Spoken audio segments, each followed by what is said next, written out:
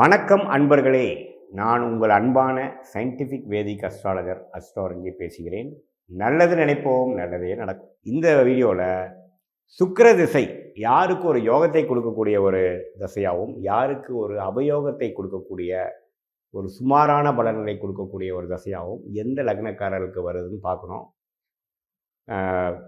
நம்மளுடைய சேனல் வரக்கூடிய வீடியோஸ்லாம் பார்த்துட்டு இருக்கீங்க. சேனலில் ஃபஸ்ட் டைம் வரவங்க சப்ஸ்கிரைப் பண்ணிக்கங்க. ஸோ தட் இந்த மாதிரி கருத்துக்கள், ஜோதிட கருத்துக்களை மிஸ் பண்ண மாட்டீங்க.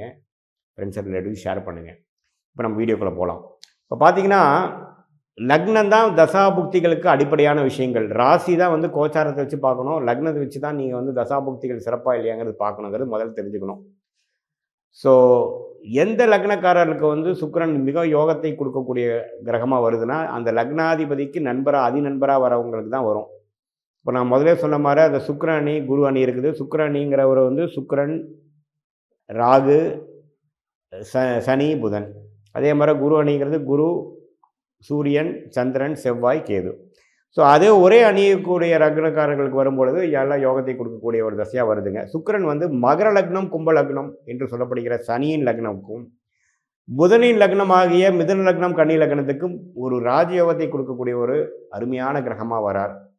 நம்ம கேள்விப்பட்டிருப்போம், உனக்கு என்னப்பா சுக்கிர திசை சூப்பராக இருக்குது அப்படிம்போம். ஆனால் சுக்கிரன் வந்து எல்லாத்துக்கும் யோகத்தை கொடுக்கறதில்ல. சுக்கிர திசை எல்லாத்துக்கும் ராஜயோகத்தை கொடுக்கறதில்ல, கோடீஸ்வரன் ஆக்க போகிறதில்ல, அதிர்ஷ்டசாலி ஆக்குறதில்ல.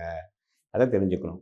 கும்ப லக்னம், மகர லக்னம், மிதுன லக்னம், கன்னி லக்னமாக இருக்கிறவங்களுக்கு மட்டும்தான் சுக்கிர திசை யோகத்தை கொடுக்கும். மற்றவங்களுக்கு ஒரு சுமாரான பலன் தான் கொடுக்கும். அது என்னென்னு பார்ப்போம். சரி, அது ஓகேங்க சார். யாருக்கு அது அவயோகத்தை கொடுக்கும் அப்படின்னு பார்த்தீங்கன்னா, சுக்கிரன் வந்து குருங்கிற ஒரு கிரகத்துக்கு எதிர்மறையான கிரகம். ஸோ குருவோட லக்னங்கள் என்ன? மீன லக்னமும் தனுசு லக்னமும். ஸோ மீன லக்னக்காரர்களுக்கும் தனுசு லக்னக்காரருக்கும் சுக்கிரன் பார்த்தீங்கன்னா, ஒன்று 6ஆம் வீட்டு அதிபதியாக கடன், நோய், எதிரி, வம்பு வழக்கு கொடுக்கக்கூடியவராகவும், 8ஆம் வீட்டு அதிபதியாக வம்பு வழக்கு, பிரச்சனை, இக்கட்டான சூழ்நிலை கொடுக்கக்கூடிய ஒரு கிரகமாகவும் வருகிறார். லக்னாதிபதிக்கு எதிர்மறையான கிரகமாக வருகிறார். ஸோ மீன லக்னம், தனுசு நகரக்காரருக்கு சுக்கிர திசையை வந்து அப்படி ஒன்றும் கொட்டி கொடுக்கறதில்ல. பிரச்சனைகள் தான் கொடுக்கும். பார்த்து தான் இருக்கணும். அந்த சுக்கிரன் எப்படி இருக்காருன்னு பொறுத்து இருக்கணும். அது குறிப்பாக அந்த சுக்கிரன் 6ஆம் இடத்துலேயே வலுப்பெற்றுட்டாருன்னா கேட்கவே வேண்டாம், நல்லாவே செய்வார். 12ஆம் இடத்துலேருந்து 6ஆம் வீடு கனெக்ட் ஆகிட்டாலும் பிரச்சனை பண்ணுவார். ஸோ அதெல்லாம் கொஞ்சம் பார்த்து தான் பண்ணணும். இதில் ஒரே ஒரு விஷயம் என்னென்னா, 8ஆம் பாவம் வந்து மீன லக்னத்துக்கு 8ஆம் பாவத்துக்கோட அதிபதியாக வரனால, அட்டமாதிபதியாக வரனால வெளிநாடு வாய்ப்புகளை கொடுப்பார். ஸோ நல்ல தசாபுக்திகள் வரும்பொழுது, அதாவது சுக்கிரனே கொஞ்சம் நல்லா இருந்து, ஒரு குருவின் பார்வையிலிருந்து ராகு, சனி, செவ்வாய் பார்வையில் இல்லாமல் நல்லா இருக்கும் பொழுது வெளிநாடு போய் எல்லாம் ஜெயிக்கலாம். இல்லைன்னா வெளிநாடு போய் அங்கோல பட வச்சிருவார்.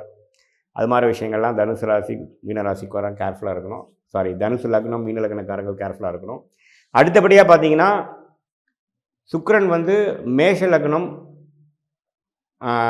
குறிப்பாக பார்த்தீங்கன்னா ரிஷப லக்னம், துலா லக்னத்துக்கு லக்னாதிபதியாக வருகிறார். ஸோ துலா லக்னத்துக்கும் ரிஷப லக்னத்துக்கும் அவரோட ஓன் அதிபதியாக வரனால ஓரளவுக்கு நல்ல பலன்கள் கொடுக்கும். பட் இதில் ஒரு சூக்ஷம் என்னென்னா, அவரே வந்து 8ஆம் வீட்டுக்கும் அதிபதியாக வரார் துலா லக்னத்துக்கு, அவரே 6ஆம் வீட்டுக்கும் அதிபதியாக வரார் ரிஷப லக்னத்துக்கு. ஸோ அவர் எந்த பாவத்தை செயல்படுத்துகிறாருன்னு பார்க்கணும். முதல் 10 வருஷம் லக்னத்தின் வேலை செஞ்சு அடுத்த 10 வருஷம் 6ஆம் பாவம் 8ஆம் பாவம் வேலை செய்யறதுக்கு வாய்ப்பு உண்டு.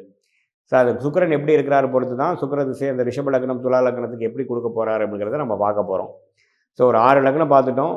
அதாவது 4 லக்னத்துக்கு அருமையான ஒரு யோகத்தையும், அடுத்த தனுசு மீனத்துக்கும் வரக்கூடாத திசையாகவும், ரிஷப லக்னத்துக்கும் துலா லக்னத்துக்கு ஓரளவுக்கு அவரை உலகத்தில், அந்த ஜாதகரை உலகத்துக்கு நிலைநிறுத்தக்கூடிய ஒரு ஐடென்டிட்டி கொடுக்கக்கூடிய ஒரு தசையாக இருக்குதுன்னு பார்க்குறோம். சரி, நியூட்ரலாக இருக்கக்கூடிய திசை பார்த்திங்கன்னா, மேஷ லக்னம், ரிஷப லக்னத்துக்கு சுக்கிரன் வந்து ஒரு சுமாரான கிரகம் வரார். பாதகாதிபதியாக வருகிறார், மாரகாதிபதியாக வருகிறார். ஸோ அது சுக்கிரன் எப்படி இருக்கிறாருன்னு பொறுத்து தான் நம்ம எது மாதிரி வேலை செய்யணும்னு பார்க்குறோம். பொதுவாக வந்து சுக்கிர திசை வந்து மேஷ லக்னம், ரிஷப லக்னத்துக்கு வந்து மேஷ லக்னம், விருச்சிக லக்னத்துக்கு ஒரு சுமாரான பலன்கள் தான் கொடுப்பார். அதே மாதிரி தான் சிம்ம லக்னத்துக்கும் கடக லக்னத்துக்கும் பார்த்திங்கன்னா, சூரியன், சந்திரனுக்கு வந்து ஒரு மிகப்பெரிய நண்பர் கிடையாது சுக்கிரன். அதனால் அவரும் ஒரு மத்தியமான ஒரு பலன் தான் கொடுப்பார். ஸோ சுக்கிரன் ஜாதகத்தில் எப்படி இருக்கிறார் பொறுத்து தான் நீங்கள் முடிவு பண்ண முடியும்.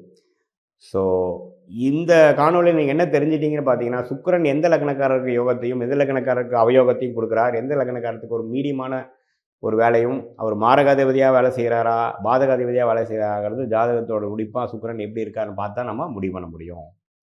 ஸோ பொதுவாக சுக்கிர திசை வந்தால் சூப்பராக இருக்குங்கிற கருத்து வந்து ஒரு மூட நம்பிக்கை சார்ந்த கருத்துங்கிறது நீங்கள் இந்த வீடியோவில் தெரிஞ்சுக்கிட்டீங்க. எல்லாம் தொடர்ந்து நம்மளுடைய சேனலில் வர வீடியோஸ் பார்த்துட்ருப்பீங்க நம்புகிறேன். ஃபஸ்ட் டைம் வரவங்க கண்டிப்பாக சப்ஸ்கிரைப் பண்ணுங்கள். ஃப்ரெண்ட்ஸ் அண்ட் ரிலேட்டிவ்ஸ் ஷேர் பண்ணுங்கள். மீண்டும் மற்றொரு காணொளியில் சந்திப்போம். நன்றி, வணக்கம்.